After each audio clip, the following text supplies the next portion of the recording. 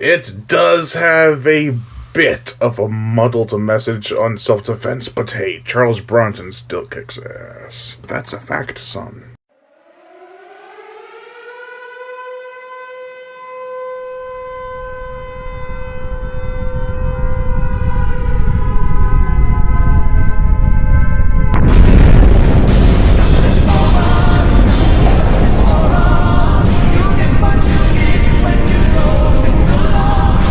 Death Wish, the 1974 film based off the 1972 novel by Brian Garfield of the same name. This is the original classic that started a franchise and even a remake that comes out today, March 2nd, 2018.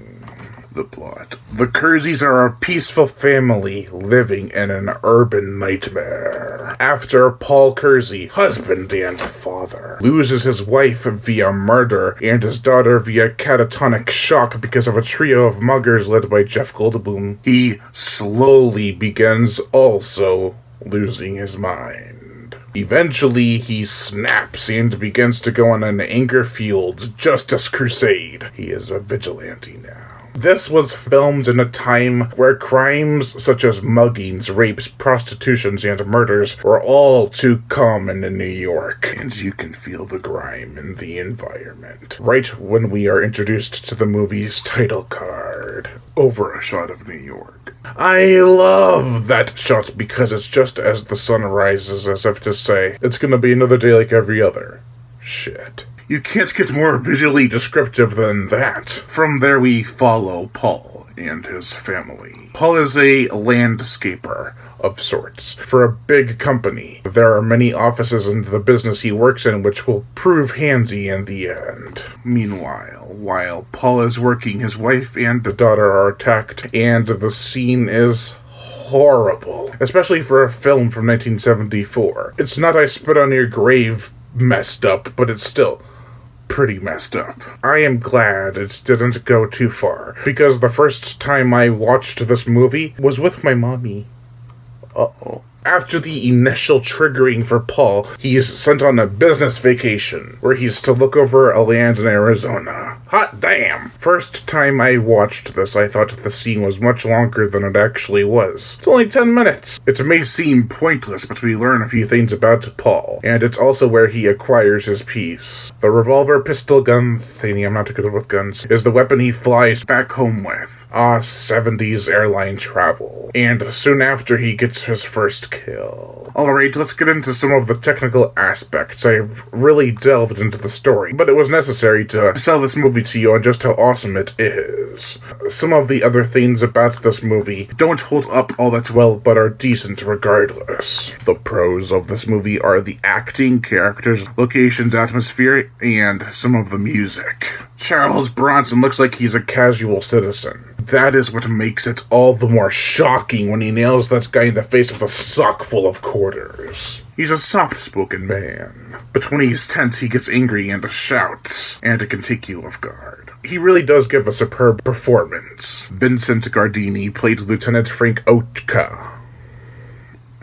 He seems like a pig-faced bastard, but by the end you can see he cares for the city. Too bad that the senator doesn't. I liked all the characters, from Paul to his dumbfounded son-in-law to Frank, and so on. They all have their moments to shine. Well, maybe not the son-in-law, but he could have been worse. Those two front teeth, oh man, my god. The urban setting is downright filthy. There's something about films shot in these areas that I love. Whether it is remains of ruined buildings, like in Wolf in Our Street Trash, or it be something a bit more livable, like this movie, it really sets a good cold and sharp picture contrast. Let's get into some of the mild cons. The gore, the effects, just some minor blood. However, this movie didn't need tons of gore. For effects, there's a stab wound on the shoulder that looks mighty painful. The musical score, there's a song on this soundtrack called Paint Her Mouth, which was used in the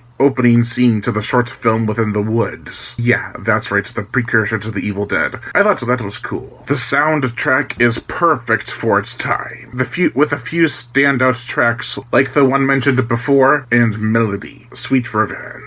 It's spelled S-U-I-T, kind of like a music suite. Clever. Herbie Hancock composed the music for this movie, and many other movies, most of which I haven't heard of, save for Harlem Nights. This is a classic movie about vigilante justice and revenge. I'm gonna tell you right now, though, he doesn't get revenge on Jeff Goldblum and his gang, because we never see them after that opening scene. I thought it would be more aggravating if we saw them close to his house, especially in a car window or something before Paul became a vigilante. It'd be all the more messed up that they were right there, but the fact that he doesn't get them, in the end, works for me at least. Much like the cinemasochist who I've interviewed, and many others, I feel that Goldblum's gain, getting away with it, is all too real, and works quite well with the film's plausible and gritty nature. With its $3 million budget, this movie made around $22 million, which is quite impressive for the time. I'm surprised there wasn't a sequel sooner, but we do eventually get one, and I'll review that one next time on Sprockets and Bloodshed.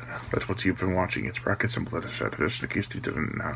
Overall, I give Death Wish a 3.5 out of 5. Damn, this remake better be good. Or at least try to live up to the original. Lion Brian Gatto, host of Horror Show Entertainment. Make sure to like my Facebook page in the description below and leave comments and subscribe.